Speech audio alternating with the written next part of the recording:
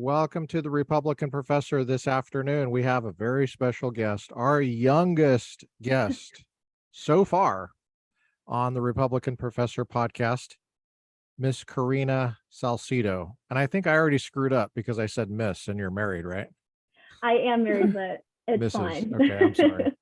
Sorry to Jonathan, I believe, your husband. Yes. I happen to have met both of you in person, but we're happy to have you. Are you joining us from the East Coast? I am. I am presently on the East Coast. Yes. Now, aren't you a California girl by I birth and am. training? Okay. Unfortunately, my roots take me back to California. Yes. Yeah. Is that a painful topic for you? It is a painful topic. I love the state. I think what I love about California is that there's a little bit for everyone. However, and the community that I lived in, we all lived about 5 minutes away from each other, all my family members for the most part. So it was very hard to leave California, but I left for both undergrad and now for law school. And I don't foresee me going back because I just, there's really there's no future there unless people are willing to stick around. And from what I can see, there's a mass exodus outside of California. So it's really heartbreaking because the state holds vast resources, great weather, honestly, great food, great people for the most part. But it's really sad to see what has become of what once was the Golden State.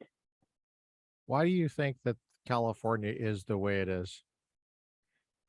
I think there's a lot of things, but primarily, I think because it's such a great place, there's so many resources, the weather is great. It's a powerhouse state. And so I think naturally the Democrats aren't stupid. We know that obviously. So I think they were very smart in targeting such a large state with a vast amount of power, vast amount of natural resources.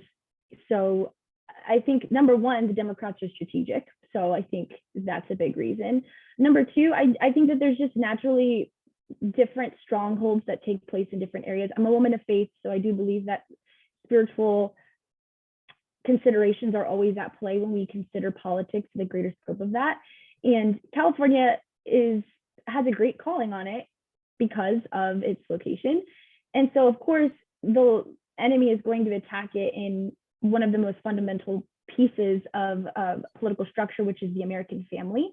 There is a very sad breakdown of the American family in California, lots of fatherlessness, homelessness, family separation. So I think that anytime that you see something as bad a situation as you do in California, you always have to look back to the American family and its breakdown. Makes sense to me. You mentioned that the Democrats are strategic. That would make sense as a partial explanation, I guess. But it also assumes that the Republicans don't match them for their strategy. You think that that's true? Unfortunately, I think for a few years, the Republicans have been lagging, not because of a lack of effort, but because of a lack of understanding of the changing of times. I think the Democrats specifically in California, right? We're talking about California. Yeah, California. Yeah, California specifically. So for one, the Democrats have a very strong hold, as you could probably imagine, on education in California. They were very smart in training the next generation to make California what it is today. So, I mean, I cannot think of a single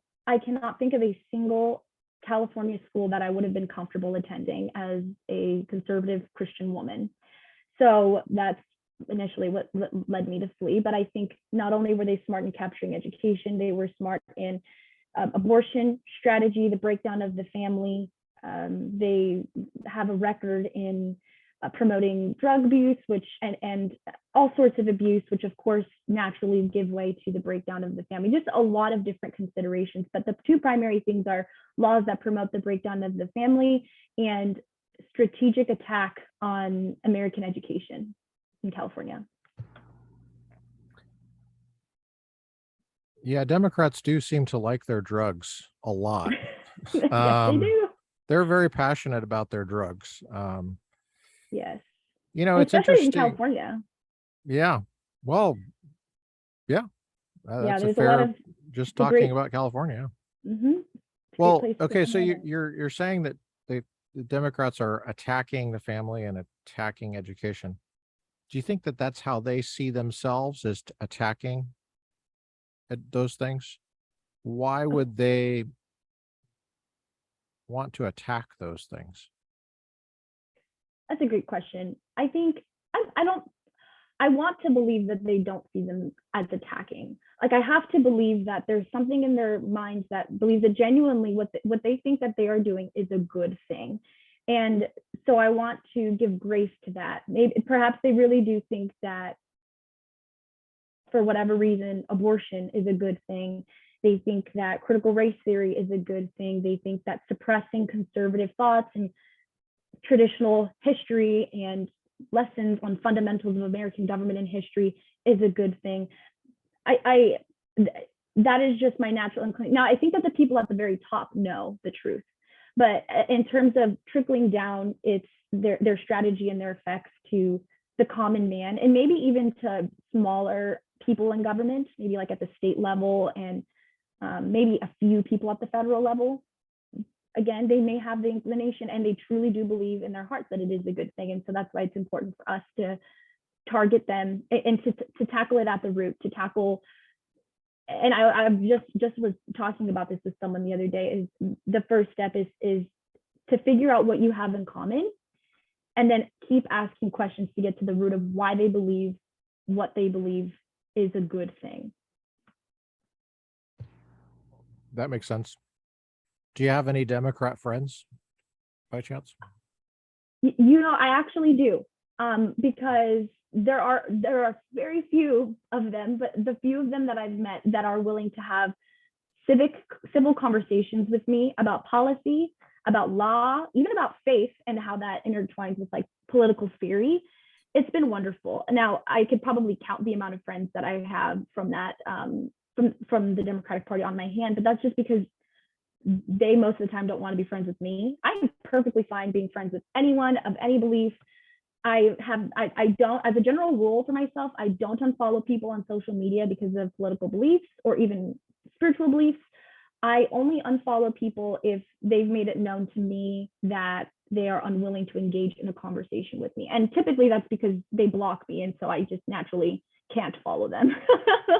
But I'm very grateful for those friends. I can have really good civil conversations where we actually talk about policy and get into the minutia and the important considerations of the conversation. But again, they're very few and far between, unfortunately. Yeah, I've had the same experience. So any Democrats out there listening, or if you're independent or whatever, you're on the fence, just know that Karina and I have tried. Yes. We really have. And I Yes. think you're explaining it the right way. Because there's a love of drugs, and I'm just describing, I'm not evaluating. I'm just saying this is my experience. There's a love of drugs on the Democratic side. They love partying, they love that. As long as that, except for when there's like a disease. But then even then they still do it. They still protest, they still party. I think protests are parties for them. They like riots when it's their people doing it. They don't like Republicans in an extreme way. And so it does feel like an attack. It does feel like that. And with the institutions that Democrats have managed to capture, like, for example, the state government in California, many local governments, media, Hollywood, and on and on. And they don't seem to like free speech. You know, it's not just guns they don't like, talking about the Bill of Rights. I mean, they don't like religion. They don't like, unless it's a minority religion. Yes. They don't That's very like, true. they don't like free speech and exchange of ideas. I'm just saying generally, there's obviously people you can count on your hand, and I can too. I've had Democrats on this podcast before. So there are, you know, there's crazy people on our side too, But let's get into a little bit about your family. I mean, you mentioned family, the importance of family. Is your family in California? Yes, so my family is in California. I was born in California. So a little bit about my story. I was born out of wedlock. My parents, when they had me, they were completely different people. Really? Yes. So my parents at the time, they were proclaimed Catholics, but they'd never followed their faith. Um, my parents both struggled with alcoholism, and they both overcame that, but we suffered from like a variety of different like family strongholds, which were alcoholism, some poverty issues. And so for the formative years of my life, I grew up in a garage, and my parents were trying to, make something of themselves. My dad put himself through trade school, and my mom went through beauty school. Did you say you grew up in a garage? I did for about 4 years of my life. I grew up in a garage. What was this garage? Was it a house garage, or was it like one of these auto zone garages? Not an AutoZone garage. It was a house garage. It was Okay. my grandma's house garage. So I grew up in a garage, and then from there, my parents, one day there was this woman that I have to thank for everything. She introduced my mom to church, and she invited her to go to a church called Greater Works Christian Church in Lancaster, California. And Greater Works Christian Church changed my entire family's life. So once my mom was invited, my mom went, she brought us all, we all converted to Christianity. And my mom didn't stop inviting members of the family. She brought in so many people I have a very large family. I'm a Mexican woman, so just big, Hispanic, loud, fun family. And she brought in pretty much all of them into the church family. And now they've all kind of like moved close to each other because they all want to be close to the church. So it's a great community that I have of just amazing support. We all live I could walk to some of their houses from California, from where my parents live at the moment. It's wonderful. Cool. It's a wonderful community. Love my church, love my family, but it's just amazing to see what God has brought my family through. Was Spanish spoken? Was Spanish spoken? Yes, that was, I used to be very good at speaking Spanish when I lived with my grandma. And now that I've been in law school where there's not really a lot of Spanish being spoken, I've not as good as I used to be, but I can still do it. Just my grammar will be a little bit off. So you can understand it? I can understand it. It's speaking cool. it. I can speak it. And though for the most part, people will understand me. I'll get present and past tense mixed up and stuff like that. Gotcha. Mm-hmm. So you sound like an American, European descendant. Well, actually, I guess Spain is in Europe, but you just sound like somebody that can't speak Spanish, basically. Yeah. Okay. Makes sense. My family would say that. That's hilarious. That's awesome that you can understand it, though. That's a huge skill. Lancaster, you want to tell for people that are not familiar with California, where's that at? So Lancaster, it's a city north of what you would consider downtown Los Angeles. It's about an hour and a half away from downtown Los Angeles. It's in the high desert area. Okay. So typically when I say it's kind of close to Bakersfield, people can kind of pinpoint where it is. And so is it a suburb area? Is it desert? What's it like there? It's a suburb, but in the desert. So high desert is the way that I typically describe it. I mean, if I were to walk out of my parents' house and walk a little bit, you'll definitely see a big just array of Joshua trees, tumbleweeds, snakes, coyotes. They're very normal there, but it is a suburb. It's a commuter city. So a lot of people live there because it's more affordable for their jobs in LA. But I mean, nothing's really affordable in California at the moment. So you lived in this garage. You're obviously tight with your grandma. You became a Christian. Your parents became a Christian. Are your parents still together? Oh yeah, they're together. They're amazing. They're pastors of the church right now. They're both actively involved in government. They've just inspired me in every sense of the word. My parents both are part of the Palmdale Freedom Coalition, which is essentially a group of activists that go and petition the city council, school boards. They are just doing phenomenal things in their city, and I'm just so proud to be their daughter. Okay, I gotta ask you kind of some rapid fire questions, but feel free to take as long as you want answering All them. right. But these are just things that are coming up. So to get to know you, you've already said you're a Christian. You take that very seriously. You take family seriously.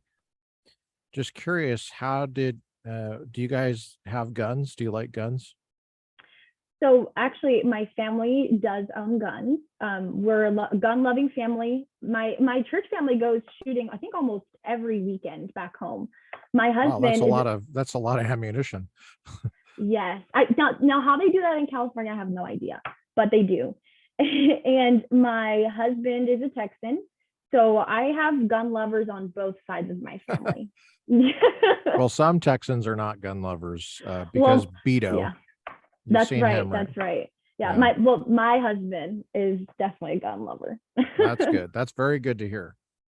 Yes. I don't think I knew that exactly, but I'm not surprised because I don't think Yeah. I've ever asked him that question directly, but that's not surprising to me based on Yeah. the little I know about him. Okay. So you're for the Second Amendment then? I am very for the second. I'm for all the amendments, the Constitution. I'm a big Yeah. Constitution girl. So even the Third Amendment, do you have that on your wall? You know what is funny is I used to actually have the Constitution on my wall. I had Oh, that's someone cool. when my parents took me to Washington D.C. I got like the little scroll of the Constitution and I had it, like taped to my wall. But I moved and so I haven't put them back up. So thank you for inspiring me to put those back up there. Well, you're in law school, and I don't think I can't think of a case on the Third Amendment. There might be Yeah, one, but I'm it's one sure of there those. is one. I like to throw that at people. So where do you go to law school? And then we'll work back to your college Yeah, so and high school. I go to law school at Sandra Day O'Connor College of Law at Arizona State University in Phoenix, Arizona. All right. Tempe. All right. Phoenix. It's actually Phoenix. Okay. So the Oh, undergrad campus is in Tempe, but we are in Phoenix. gotcha. We're a little bit more sophisticated, so we have to be separated. That's funny. Are you a fan of Sandra Day O'Connor? Actually, I'm not. She's not one of my favorites. Good I answer. was actually reviewing some abortion jurisprudence today, and she's Uh, just disappointed me a few your times. So stock just went up. People were a little worried for a second. They were like, "Wait, why I'm did she go sorry. there?" I No, no, know. that's I great. know. That's a great answer. Well, you like the law school, right? It doesn't have to be named after somebody that you like, right? Right, Necessarily. exactly. She was the first woman on the Supreme Court. And yeah, So I have complete respect for her, but yeah, not a fan of her jurisprudence. yeah, that's right. Is she still alive? Do you happen to know? Not sure. I thought you know what? I thought she was, but I could be wrong. Well, her jurisprudence is still alive, unfortunately, on certain Yes. things. But I actually have a biography of her that I've poked around in. She's from the West. She's from Arizona. Duh. Yes. Um, Hmm. so there's some interesting things about her. I'm sure we don't disagree about everything. There's some reason that Reagan put her on there, even though sometimes it's hard to tell. She had a fantastic opinion in Gonzalez v. Reich, where she defended, it was a dissenting opinion, where she defended the Commerce Clause and the need for a narrow interpretation there. She Oh, that's pretty good. much, she put it nicely that now the way that our Commerce Clause jurisprudence is laid out, it's nothing more than a statutory guide for Yeah. Congress to get around Yeah. to legislating whatever they want, pretty much under Yeah. the Commerce Clause. So I think there are definitely things that I agree with her on, but I think when it comes to life and protecting innocent children, I think those considerations kind of have outweighed my opinion of her jurisprudence. Somebody's listening to this carefully and they're thinking, okay, I'm sizing up this girl here. She's in law school in Arizona, but she said she's on the East Coast, even though she was raised in California. What's going on there? What's going on with So that? I am on the East Coast this summer because I am clerking for Senator Ted Cruz on the United States Senate Judiciary Committee. So that naturally has placed me in the wonderful place of the District of Columbia. How do you say his name? What's his name again? Senator Ted Cruz. Ted Cruz. Is he married to? Is he related to Tom Cruise? Do you think? I don't think Ted so. Cruz. Yeah, Ted Oh, Cruz. Wow, that's a pretty cool position you got there. I Congratulations. thank you. I'm having a blast. I listened to his podcast that he does with Michael Knowles. Oh, Michael Knowles, yes. Verdict is great, and I listen to Yeah. Michael Knowles just about every day. He's fantastic. Yeah, he is. Mhm. Actually, he's very good. He's a performer. You can see that he's spent years on stage, Oh yeah. and that's his craft is, and he's directing that skill set to politics culture, which is just great. Now, how did you land that gig with Senator Ted, not Tom, but Ted Cruz? Yes. It's actually a complete God thing.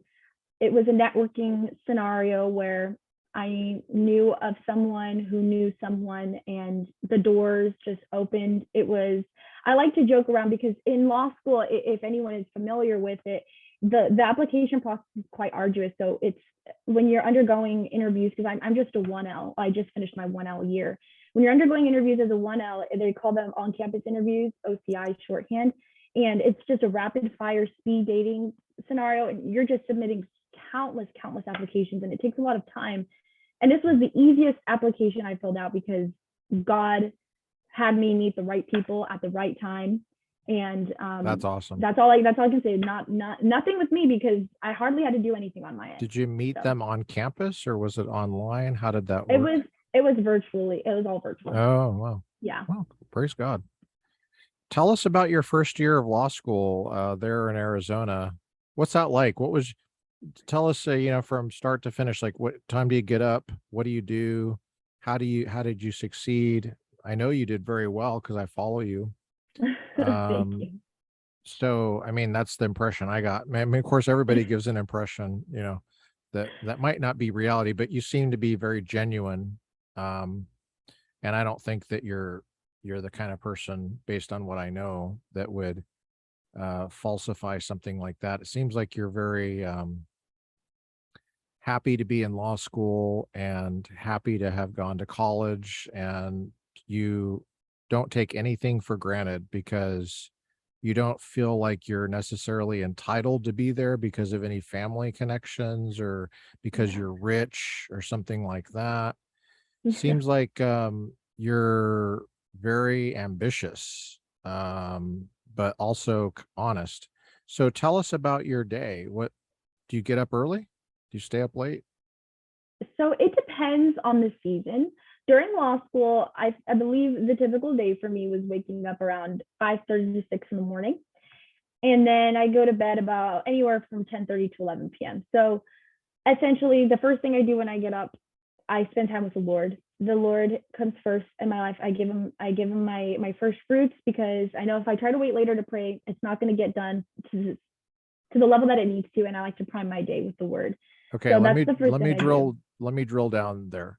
Yes. I just a little bit. I mean, not, obviously bathroom level stuff, but I'm just, when you wake up, do you pour coffee first, or is it like, Oh, are you having breakfast, or is it like when you no. get up, you're like on your knees, or you got the Th- Word open?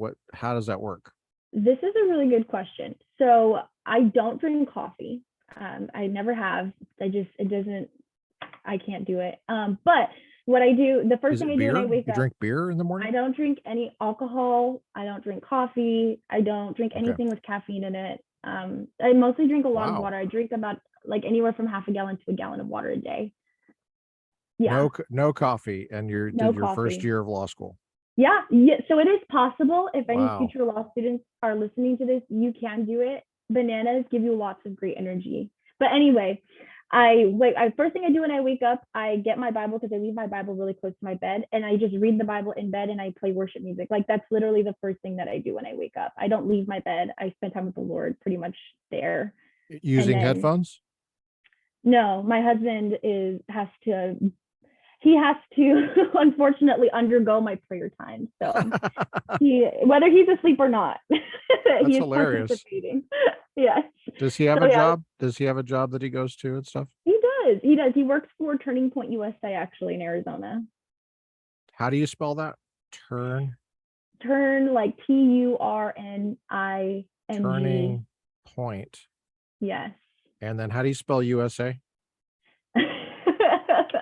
I've U heard, S I've heard of that. A. I've actually heard of that organization. Now wait, does he get up at the same time, or is there a battle there about No, we go to bed sleep? at the same time. We wake up at the same time. Okay, that's good. Yeah. So you have the So worship music on your phone then, or something? yeah, sometimes Okay. I'll have them play it on the TV. It just depends. It depends. But How yeah, much so how much of the Bible do you read? Is it like one verse, half of a verse, no, or is it I like a like to whole read. chunk? I follow a Bible reading plan, so that could be anywhere from a chapter to 3 chapters. Oh, that's pretty good. That's Yeah. pretty significant, actually.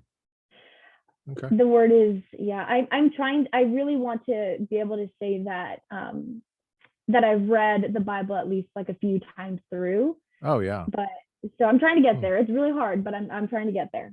What But so what translation do you use? ooh, that's a good question. So I normally do a New King James version, but I just got this Bible that I really like because it's rose gold and I happen to like the color. And it has the reading plan on the back of it. Oh, I don't okay. remember what version it is. It might be, you know what, I think it's New Living Translation. New Living. Okay. Yeah, I tend to be good with New Living Translation. And you're going with that translation only because of the color? Yes. Okay. Well, hey, it's you got things. the rest of your life. You can change versions. I mean, I know I have. Exactly. I had the New King James when I was a kid.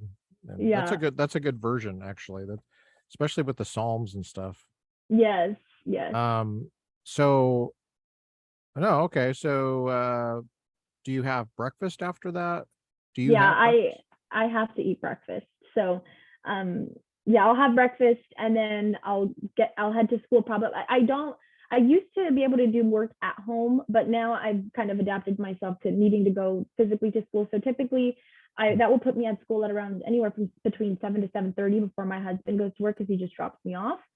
And then I stay at the school until he gets off work, which can depend on the day. He doesn't really have like at the time he didn't really have like a set time that he finished. It just depended on his projects. So and then sometimes I'll get out of class after he got off of work. So it just depended. And then from there I would go home, eat dinner, and then continue working until about the end of the night. But for the most part, at least 5 days a week, I'm a certified personal trainer on the side. I don't do anything with it right now because I've been a little busy, but I like to keep fitness in the center of my life when I can. So I try to exercise about 5 times a week. So sometimes after I get home from school, I'll exercise for about an hour time, and then I'll get back to work.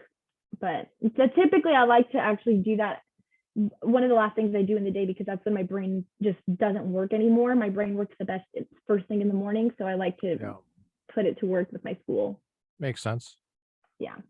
Now, do you bring your lunch to school? Yes. Most of the time. Actually, yeah, no, almost all the time I bring my lunch to school. So you have to pack that, and you take great care in doing that, or you just throw some stuff in there, like some Cheetos. Well, I have to admit, I am not the one that packs my lunches. My Oh, husband is a phenomenal man, and he mostly, especially during the latter months when I'm in finals, he's the one doing the cooking. He packs my lunch. He makes me my breakfast. oh, that's It cool. wouldn't be a lot. Yeah. And so this transition, me being on the East Coast, because he's still in Arizona working his job for the time being. So this has been very shell shocking for me. Just Yeah, reminding myself, it's a how lot to to do take in. basic things. But Oh, yeah. right. Yeah, yeah. That's hilarious. So what do you have for breakfast? What does he make you? Ooh, we love going to the farmer's market. So we get homemade sourdough bread. So sometimes it'll be a bagel with that bread. Sometimes, for the most part, it'll be like a protein shake and some eggs. Really depends. We get really obsessed with something and then we'll eat it to death and then we'll have to change it and then just keep rotating. So That's funny. it just depends.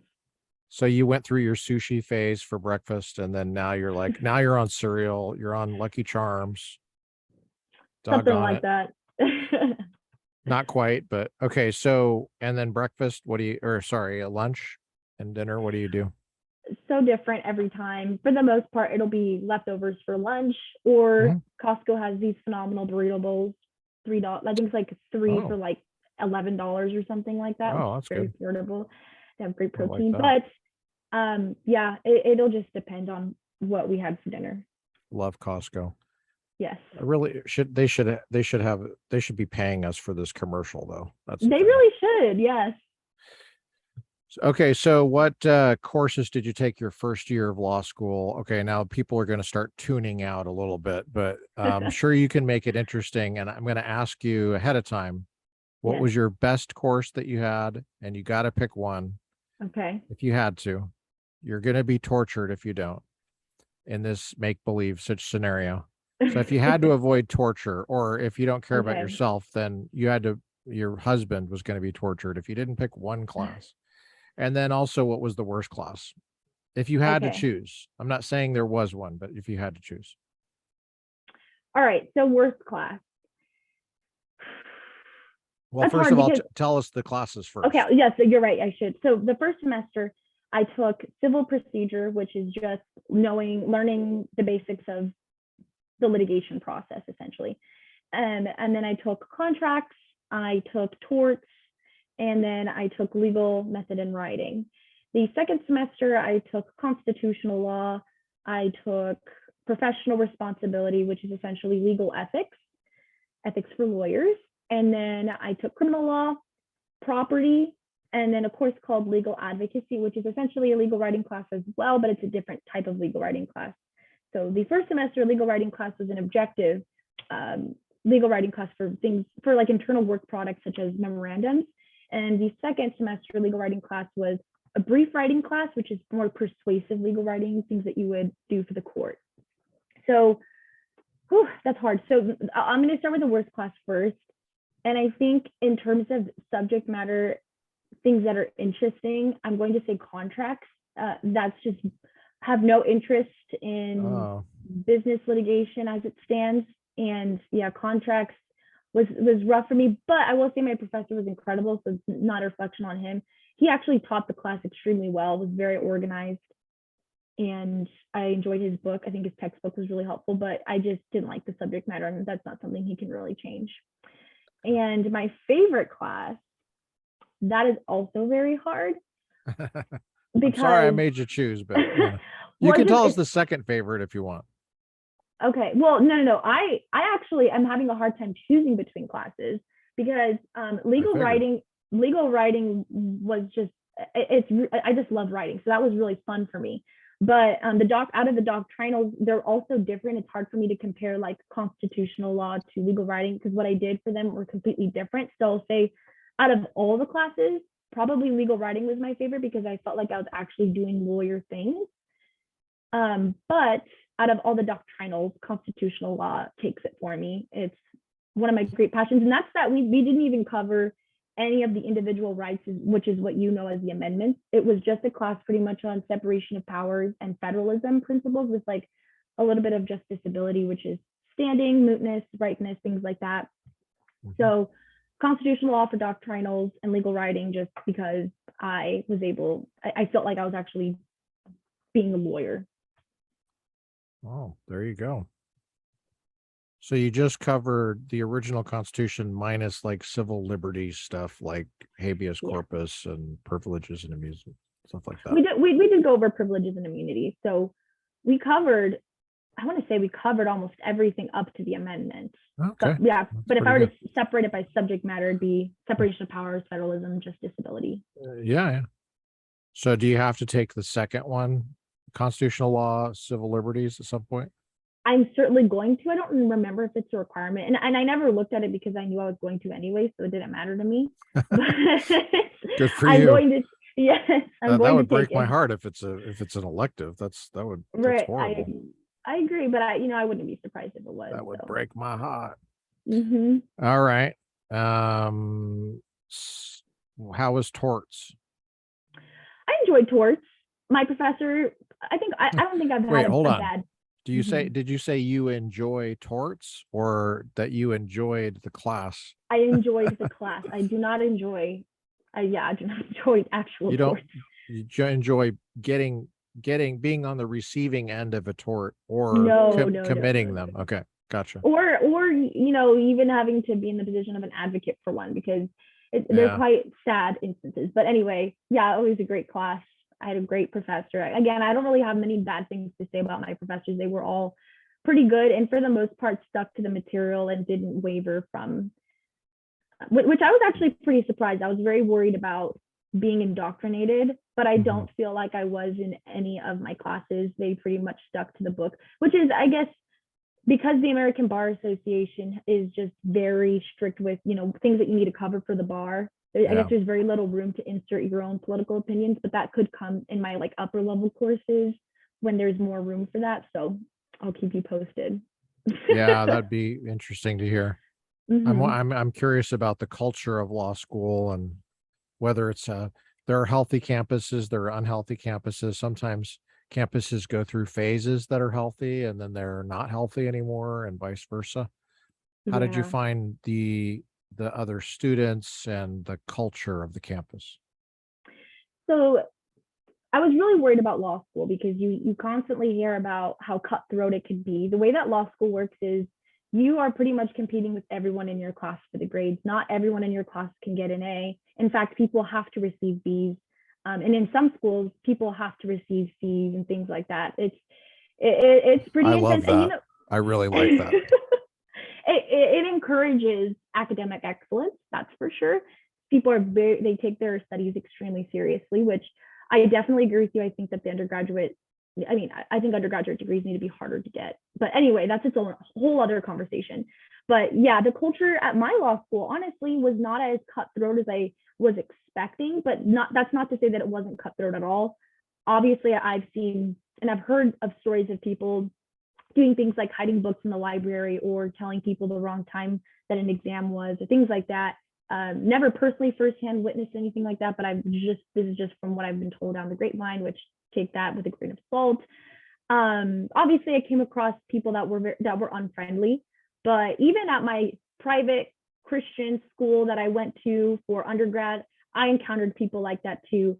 But in law school, I did find that people were more willing to actually talk about the issues than in undergrad, which very surprised. And a large part of that is my school actually did have a very strong conservative presence. There's this society called the Federalist Society, and it's where conservative, yeah, right. It's where more conservative minded law students gathered. Thumbs up. Yeah, and it's incredible.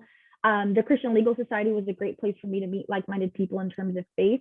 And so I actually have I feel like I had a great group of support in both my faith and in my politics at school. So honestly, a radically different experience than what I had in undergrad, which is really surprising because I went to undergrad in Oklahoma at a private Christian school. So I thought that it would be the opposite, but it really wasn't.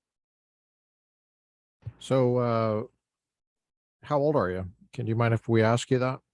Of course, I'm 22. 22? Yes. You do not look a day over 21.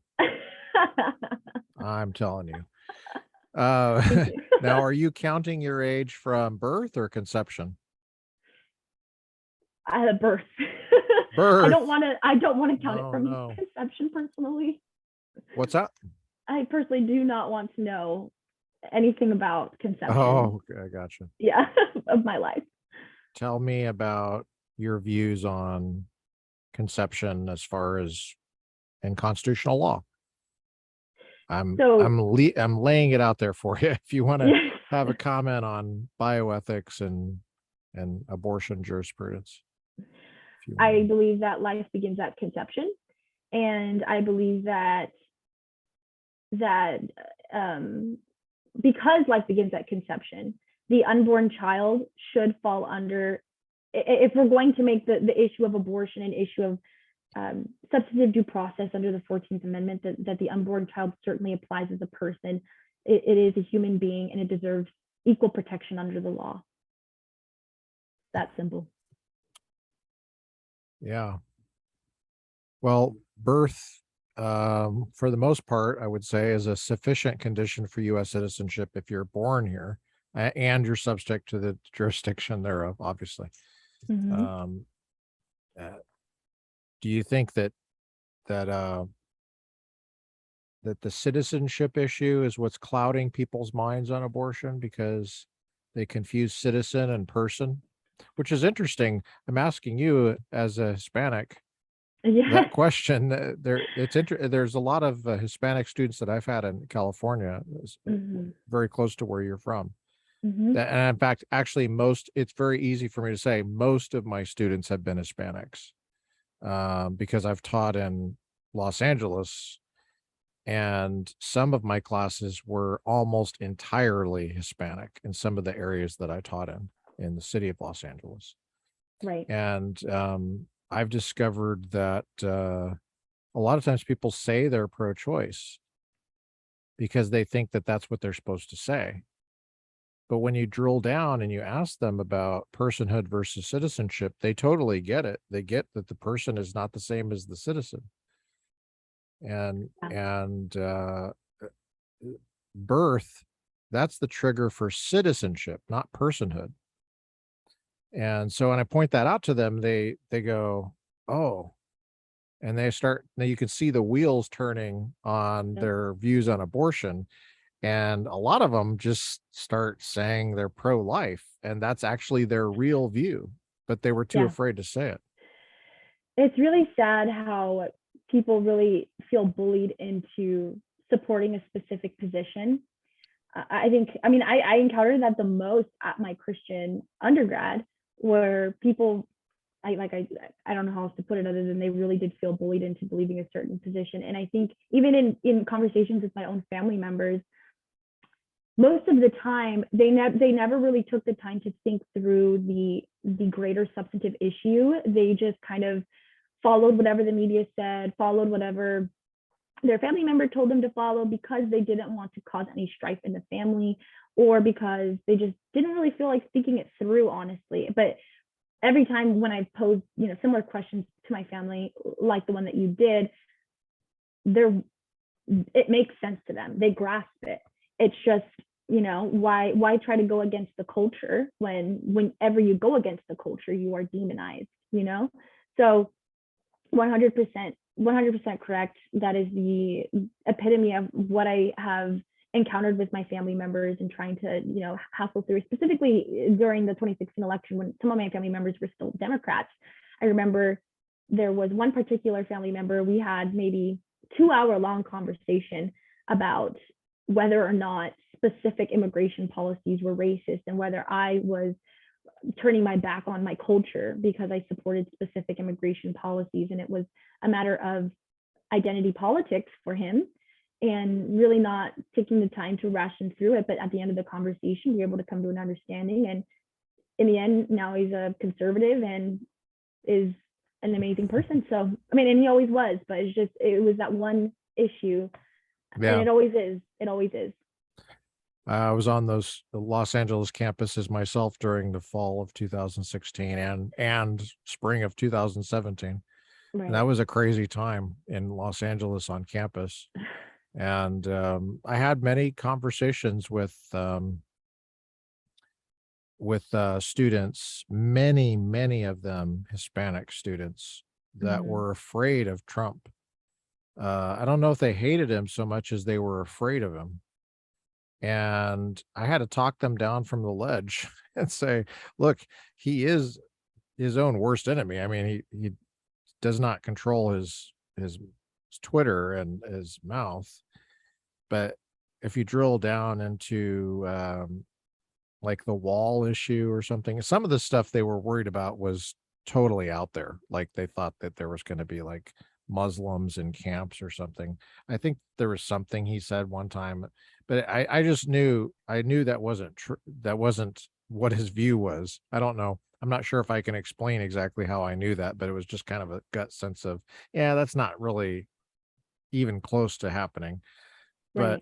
But as far as the wall, I thought that he would have a really hard time getting that through, but I think he was trying to say that there's a big problem here with people coming over the border in such a porous way. The way he said it was not the best way. I wouldn't have said it that way, but so we had to think about, what does it mean to have a border, and what does it mean to feel like you're mixing up innocent people with criminal element, which that's always a problem, Right. but it's actually true. There's this huge criminal element at the border called the cartels, and they traffic people, they traffic drugs. It's a very ugly scene. And so it's very complicated. And of Yeah. course, Trump was not very likable as a person by many people, but I'm not sure if he could have beat Hillary if he was likable, Well, because Hillary was, everybody thought, oh, we now have to have a woman. So exactly. Yeah, and specifically in California, there's a very promulgated immigration issue, and we saw that this recently with the tunnel that was uncovered in San Diego, I believe it was, that ran the length of several football fields, where they used it to funnel in a bunch of narcotics into the United States, and that's not the only case of that. So it's very interesting how, like, a lot, well, I told you all my family members are from California. They immigrated, a large part of them immigrated from Mexico, and so it's really interesting how they are very concerned about, one side of the aisle when the problem that the government is trying to address is right in front of them. And I think once we were willing to, like, engage in conversations, and honestly, it all started with questions of, like, okay, well then let's define this. What do you mean by this? And having civil discourse, we're able to come to understanding. that's a big deal. So you value talking with people and listening to what they have to say. Yes, I was a debater. I was a debater in high school, and a big part of debate is it's not just preparing your own case. You will never win a debate if you only pay attention to what you are going to say.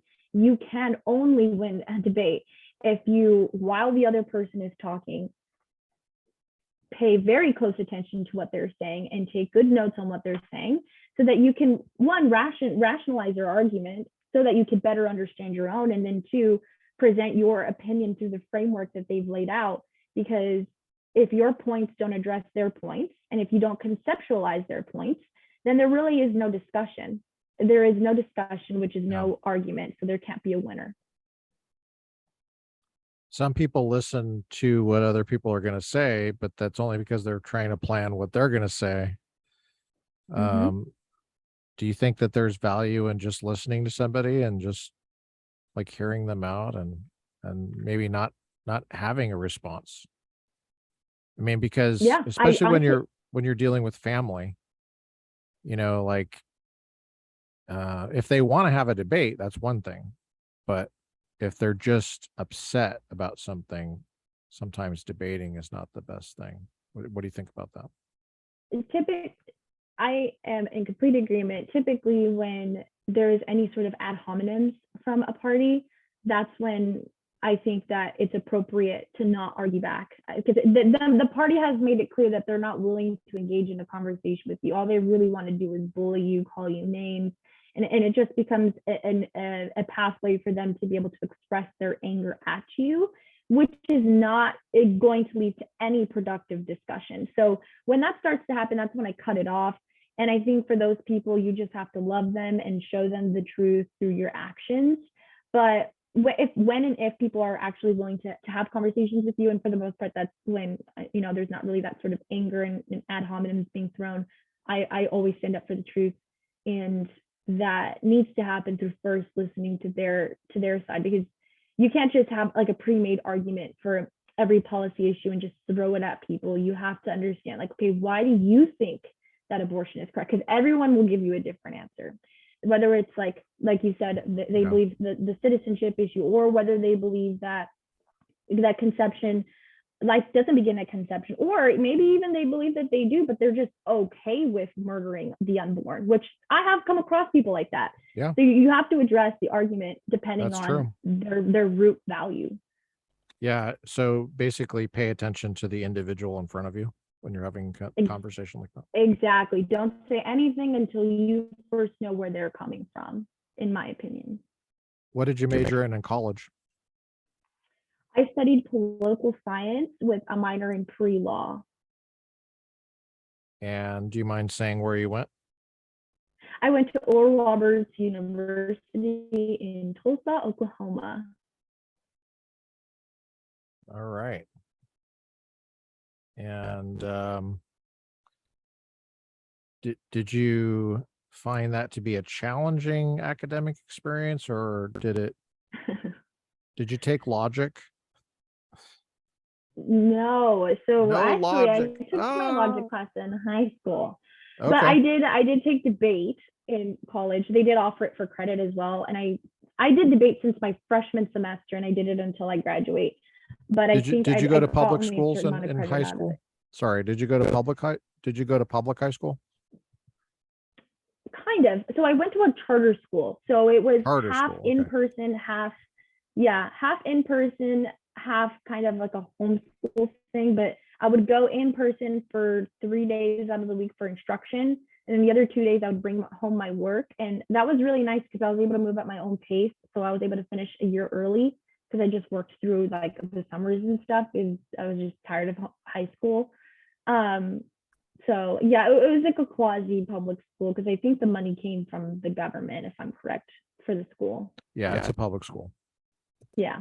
Yeah, charters are public. All right. So now, what were you like as a? I guess I'm skipping over.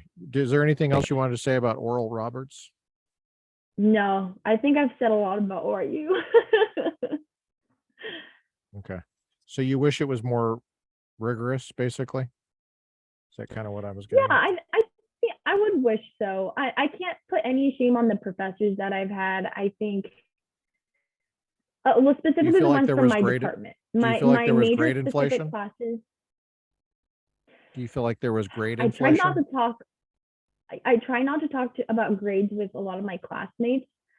Um, but I certainly think that there were people like from the secondhand things that I've learned. I was shocked at some of the grades that some of my peers received when I saw like the difference between the level of work product that me and some of the other people put in and the level of work product that they put in. But I can't say for sure for my major classes.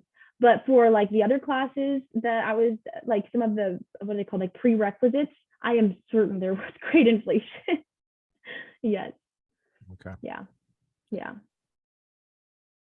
And I think for some of them, they even would grade it on a curve or something. And I think that might lead to some inflation as well. Oh yeah, that's Mhm. the only reason to grade on a curve is because did you evaluate your professors at I for did. each class? Okay. I did. Yeah. Well, if the students did not evaluate their professors, I think there would be much less grade inflation because it's just a matter of incentives, responding to incentives. So you got 100%. a lot of people don't think about structural issues like that. The Yeah. incentives you're putting in place. I mean, you know, the way it used to be, the professor had certain demands and you had to meet those demands. And for the most part, the demands were calculated to making you excellent at stuff. Yeah. And that did give the professor a lot of power, and there's a lot of butt heads out there. But I think overall it produced a type of rigor that's almost unknown now.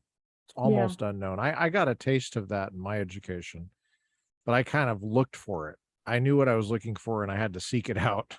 A lot of people, they're not looking for that at all, especially, like I have this talk with my students and I usually ask them, why are you here? Like, Yeah. really, why are you here? You know? Yeah. It was just really, really confusing having a very hard high school education, being told that when I get to college, it's going to be super hard and I'm going to struggle. And then getting there and being like, this is easier than high school. Why is that? Because in my final exams in high school, I mean, I didn't have a professor literally having a study session telling me what is going to be on the exam. Whereas in college, if you attended the study session, there was no incentive to attending any of the classes because you knew that the study session at the very end that professor gave was going to give away every single question that the final exam had for the most part. So it was very frustrating. That's very sad. Yes. What are your ambitions? What do you hope to accomplish with law school? Well, I've never been, what's really funny is that I'm not necessarily want to be a lawyer long term. I see myself serving in the public sector, whether that be serving politicians or serving as a politician myself. I've always had a knack for government. That's what brought me to law school. Not necessarily the dream of being in a courtroom, but being in a Capitol building of some sort. I have a very strong passion for legislation. I think that the legislative branch has a lot of power that needs to be checked. So I could see myself, I am open to whatever political position, if any, that the Lord may want me to serve in. But for now, I know that there are specific policy issues that I want to impact as a lawyer, which obviously include life issues, if there are any, God willing, hoping that Dobbs obviously is overturns Roe. We're hoping for a good report there, but I mean, at a state level, we'll still have a lot of work to do. I really want to work on medical freedom issues. I'm passionate about the administrative state and maintaining separation of powers, not allowing junior varsity congresses to dictate my life because I did not elect them. There's a myriad of policy issues that I'm really passionate about. So we'll see. Okay. Sounds great. You're checking a lot of boxes here, Karina. A lot of people your age don't even know what the administrative state is or why it's a problem or what does it have to do with the separation of powers or what the junior varsity quote or who that comes from. So good job. I'm assuming it comes from. It comes from Justice Scalia. Very good. Yeah. Okay. Glad to hear that. But yeah, I owe that to my comm law professor. He did go over some of that. So I am grateful for that. Yeah, that's a classic Scalia quote. Yeah. Now, how are you going to tell if the Lord wants you to go into the legislative branch, or how are you going to discern that? I'm sure people are wondering in the future, do you hear a voice from God, or what's that process like? It's hard to describe how. Are you crazy? No, I am not crazy. No, I think that the Lord has a few ways of talking to me, and just some examples of the way that He's done it before. Well, I will feel like I'm discerning something in myself, like I feel as though I have a thought that I know that I didn't come up with, and then the Lord will confirm it through a third party that I just out of nowhere. So, for example, with ORU, my decision to go to ORU, my mom originally said that the Lord told her, and I said, I don't buy it. Like I have this other thing that I want to do instead. And then the Lord opens the door for me to get a scholarship that's only offered to about 10 people out of thousands that apply. And it's a full tuition scholarship. And so it's this random little confirmations that the Lord will do in my life that originally start with either something that I feel or something that someone in my tight circle of mentors and family discern about my life. So in other words, you're looking for things that don't seem to be coincidences. They couldn't be coincidence. Exactly. Okay. You're not doing the statistical analysis exactly, but it's like pretty clear. This is not just, it could be a coincidence, possible. Mm-hmm. Well, but I think that everything in life has a purpose, and because we were all put on this earth on purpose. So I believe that God does not let things happen on accident. So, go ahead. Did you just call me a goat head? Oh. Gosh, I've been so nice to you. I was just going to ask you if you have any brothers or sisters. I do. I have one younger brother and one younger sister, and they're both Irish twins. So they're 10 months apart. And so they're quite close. That's cool. Are you close with them? I am close with them. So my brother is. Do you want to give him a shout out on the podcast? Yes. Shout out to you, Christian. Christian. And Annabelle. Annabelle is my sister. So yeah, they're still in high school themselves. They'll be graduating here pretty soon here. So there was an age difference between us, but I think now that we're both like able to form thoughts, we're able to have like a closer relationship, which has been really fun. Well, the prerequisite is they have to know what the Commerce Clause is. Yes. Then we can be then we can be friends. That's great. Yes. We are up on our hour mark, and I know that you have to go. You're doing some very important things there in Washington, D.C. I just want to alert you that probably the Chinese government is watching you. So just be careful what you say. Be careful what you do. They already got me. They got my Facebook. So we'll see. That's right. That's right. They're busy. They're busy they already. are busy. Yep. Well, thank you so much. We'll let you go. Yeah. It's been a joy catching up with you, Karina Salcedo, going into her second year of law school at Arizona State. They're in Phoenix and working for Ted Cruz over the summer. You want to keep an eye on Karina. She's a delightful young lady. She's humble and has a servant's heart. She's also incredibly ambitious and cares about forming her mind and her soul in such a way that she can be useful to the Lord and to America. And I'm assuming you like America, right? Is this correct, Karina? I do love America. Yep. That comes out. You are patriotic. Yes, I'm glad. I'm glad that is shown. We're a patriotic podcast. We loved having you on, Karina. Thank you. It's been a pleasure.